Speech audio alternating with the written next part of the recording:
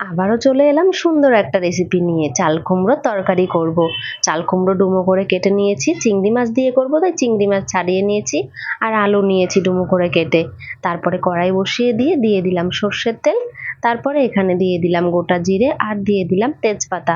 একটু গন্ধ বেরিয়ে গেলে তারপরে দিয়ে দিলাম কেটে রাখা আলু, সামান্য নুন, সামান্য হলুদ দিয়ে আলুটা একটু নাড়াচাড়া করে তারপরে এখানে কেটে রাখা চিংড়ি মাছটা দিয়ে আবারও একটু হলুদ দিয়ে চিংড়ি মাছটা হালকা নাড়াচাড়া করে ফ্রাই করে নিলাম। তারপরে কেটে রাখা চাল কুমড়োগুলো দিয়ে ভালো করে একটু মিশিয়ে নিয়ে দিয়ে দিলাম জিরে গুঁড়ো, আর দিয়ে দিলাম কাঁচা লঙ্কা চেরা, আর সামান্য পরিমাণে কাশ্মীরি লঙ্কার গুঁড়ো, আর স্বাদ মতো নুন। ভালো করে একটু কষিয়ে নিয়ে তারপরে এখানে গরম জল দিয়ে দিলাম। এবারে নেড়ে চেড়ে এবারে ঢেকে সিদ্ধ করে নেব যতক্ষণে না সিদ্ধ হয়ে যায়। সিদ্ধ হয়ে গেছে তারপরে এখানে দিয়ে দিলাম সামান্য পরিমাণে চিনি। রেডি হয়ে গেছে চাল কুমড়োর তরকারি। কেমন হলো জানিও।